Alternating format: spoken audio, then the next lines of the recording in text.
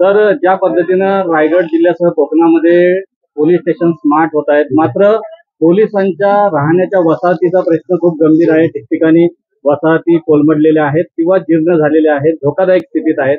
भविष्याच्या काळामध्ये काय भूमिका असणार आहे? कोकणातल्या पोलिसांच्या वसाहती काही ठिकाणी जीर्ण झाल्या आहेत, ही वस्तुस्थिती खरी आहे. आणि त्याची सुरुवात रत्नागिरीपासून सुरू झालेली आहे. चिपळूणच्या पोलीस क्वार्टर्स बांधून आम्ही पोलिसांना दिलेले आहेत. रत्नागिरीमध्ये 130 कोटी रुपये खर्च करून SP ऑफिस आणि क्वार्टर्स होत आहेत. रायगडचा देखील प्रस्ताव गृहनिर्माणकडे गेलेला आहे पोलिसांच्या. तिथे देखील पैसे मंजूर करून देण्यासाठी मी स्वतः पालकमंत्री या नात्यानं पाठपुरावा करेन. तर 20 जानेवारीला मराठा आरक्षणाच्या प्रश्नावर मनोज जरांगे पाटील मुंबईमध्ये धडकणार आहेत. कोट्यावधी समाज बांधव मुंबईमध्ये धडकून मुंबई चक्का जाम करण्याचं भूमिका त्या ठिकाणी आहे. सरकारला कोंडीत पकडण्याचा हा प्रयत्न आहे का? हे मला असं वाटतं की त्यांचं आंदोलन जे चालू आहे हे मराठा समाजाच्या दृष्टीनं अतिशय सकारात्मक आहे. दोन त्यांच्या भूमिका होत्या. एक निजामकालीन जे नोंदी सापडत आहेत त्यांना कुणबी समाजाचा दाखला द्यावा. इतर युद्धपातळीवर कारवाई सुरू केलेली आहे. शिंदे समितीला मुदतवाढ दिलेली आहे आणि इम्पेरिकल डाटा कलेक्ट झाल्यानंतर सुप्रीम कोर्टामधनं कायमस्वरूपी टिकणारं आरक्षण मराठा समाजाला दिलं जावं हा मुख्यमंत्र्यांचा शब्द आहे आणि ते आम्ही देऊन टाकू.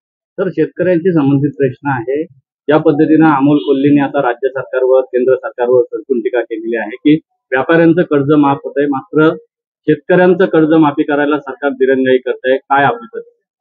ठीक आहे, 4-4.5 वर्षानंतर त्यांना शेतकरी आठवत आहेत, त्याबद्दल त्यांचं देखील कौतुक केलं पाहिजे. संपर्क आता 4.5 वर्षानंतर ते मतदारसंघ करतायत, त्यासाठी कौतुक केलं पाहिजे. आणि त्यांच्या सल्ल्यानं सरकारला काय वागायची गरज नाही. सरकार हे शेतकऱ्यांचंच आहे, शेतकऱ्यांच्या भल्याचं आहे आणि शेतकऱ्यांच्या भल्याचेच निर्णय सरकार घेतं. तर भाजप, शिंदे गट आणि अजित पवार गट जरी सत्तेमध्ये एकत्र असले तरी ग्रामपंचायत निवडणुका असतील किंवा भविष्यातील ज्या आगामी निवडणुका आहेत त्यांच्यामध्ये आता ग्रामपंचायतीच्या निवडणुकीच्या पार्श्वभूमीवर ज्या पद्धतीनं आपापसामध्ये या ठिकाणी संघर्ष झालेला आहे, तो संघर्ष लोकसभा विधानसभा निवडणुकीच्या ग्रामपंचायतीच्या निवडणुका ह्या निशाणीवर नसतात.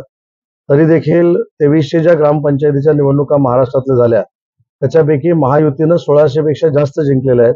त्याच्यामुळे विधानसभा आणि लोकसभेचं चित्र स्पष्ट आहे. लोकसभेच्या 48 जागा जिंकू आणि विधानसभेच्या 200 पेक्षा जास्त जागा जिंकू. पोलिसांसाठी जे या ठिकाणी आपण स्पर्धा आयोजित करणार आहात, ढोल-ताशा किंवा त्यांच्या कलाकृतीला त्यांच्या मधील सुप्त गुणांना वाव देण्यासाठी, ती स्पर्धा कशा पद्धतीची असणार? पोलिसांसाठी ढोल-ताशाची स्पर्धा मी करत नाही आहोत.